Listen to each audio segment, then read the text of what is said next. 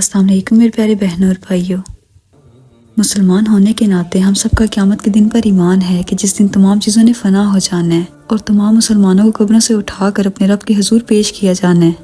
قیامت کے لغوی معنی کھڑا کیا جانے کے ہیں، یعنی جب تمام مخلوقات اپنے رب کے حضور پیش کی جائیں گی، اور اس دن ہر انسان اپنے حساب کے لیے کتنی مدت تک انتظار میں کھڑا رہے گا اس کا کسی کو بھی کچھ بھی علم نہیں۔ اسی طرح قیامت آئے گی بھی کب، اس بارے میں بھی کسی کو کچھ بھی علم نہیں۔ ہاں البتہ رسول خدا صلی اللہ علیہ وسلم نے قیامت سے قبل ظاہر ہونے والی چند علامات صغریٰ اور علامات کبریٰ کا ذکر ضرور فرمایا ہے، جو ہم جانیں گے آج کی اس ویڈیو میں۔ مگر اس سے پہلے ہمیں ایک بات ذہن نشین کرنی ہے دوستو، وہ یہ کہ کچھ لوگ صرف ویوز کی خاطر یا ایک ٹرینڈنگ ٹاپک کو دیکھتے ہوئے اس سے متعلق حدیث کے بارے میں غلط بیانی سے کام لیتے ہیں، جو کہ سراسر ظلم ہے۔ جھوٹی حدیث بنانا یعنی رسول اللہ صلی اللہ علیہ وسلم کی ذات پاک کی طرف کوئی ایسی بات منسوب کرنا جو کہ آپ نے فرمائی نہیں۔ ایسے لوگوں کے بارے میں آپ نے خود یہ وعید سنائی کہ ایسے لوگ اپنا ٹھکانہ جہنم کے اندر دیکھ لیں، اور جھوٹوں پر اللہ کی لعنت ہے۔ یہی وجہ ہے کہ صحابی، تابعی یا تبع تابعی خود سے ایسی کوئی بات نہیں کرتے تھے جو کہ رسول خدا نے فرمائی نہ ہو۔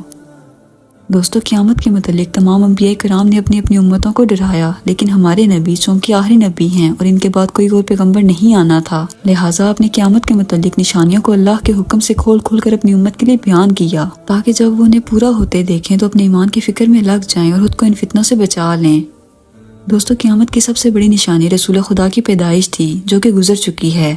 آپ نے اپنی شہادت کی انگلی اور درمیانی انگلی کو ملا کر بتایا کہ میرے اور قیامت کے آنے میں بس اتنا سا وقت باقی ہے جتنا ان دو انگلیوں کے درمیان فاصلہ ہے۔ اس کے بعد ایک بڑی نشانی چاند کا 2 ٹکڑوں میں تقسیم ہونا تھا، جس کے بارے میں اللہ تعالیٰ نے قرآن پاک میں ارشاد فرمایا، قیامت قریب آ گئی اور چاند پھٹ گیا۔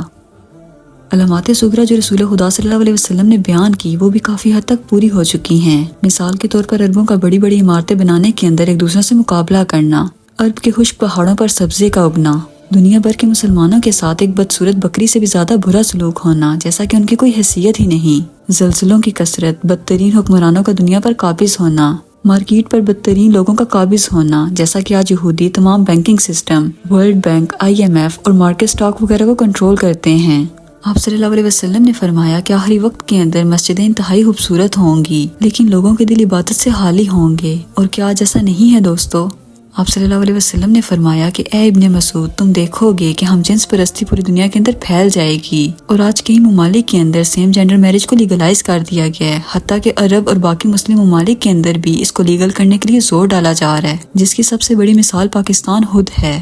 آپ نے مزید فرمایا کہ تم دیکھو گے کہ نوجوان لوگوں کے پاس بے تحاشا دولت ہوگی، تم ایسی عورتوں کو دیکھو گے جو گھروں سے باہر نکل کر بے حیا اور بد تہذیب ہو جائیں گی، لوگوں کے سروں پر موسیقی کے آلات ہوں گے، تم لوگوں کو ایک دوسرے کا مذاق اڑاتا دیکھو گے، جو کہ آج آرٹ کے نام پر ٹی وی شوز میں نارمل پروموٹ کیا جا رہا ہے۔ اور اے ابن مسعود، تم دیکھو گے کہ بے نکاح کی اولادیں ہوں گی، عورتیں لباس پہن کر بھی برہنہ ہوں گی، ان کے بال بیکٹرن اونٹ کی طرح ہوں گے، جو کہ اس وقت صرف ایران کے اندر موجود ہوا کرتے تھے، یہ عرب میں بالکل بھی موجود نہ تھے۔ دوستو اب ان اونٹ کے بالوں کا آج کے ہیئر سٹائل سے موازنہ کریں اور سوچیں کہ آج سے 1400 سال پہلے کون اللہ کی مدد کے سوا ان باتوں کی پریڈکشن کر سکتا تھا۔ مزید اللہ کے رسول نے فرمایا کہ آخری وقت کے اندر بچے غصے سے بھرے ہوں گے، یعنی غصے میں وہ ماں باپ اور بڑوں کا ادب و احترام تک بھول جائیں گے، تیزابیت سے بری بارشیں ہوں گی، برے لوگوں کی کثرت ہوگی، لوگ بے ایمان اور ناقابل اعتماد لوگوں پر بھروسہ کریں گے، یعنی کہ قابل اعتماد لوگوں کو جھوٹا سمجھا جائے گا۔ اس بات کا اندازہ آپ دنیا بھر کو چھوڑیں، صرف پاکستان کے لیڈرز کی لسٹ دیکھ کر ہی لگا لیں۔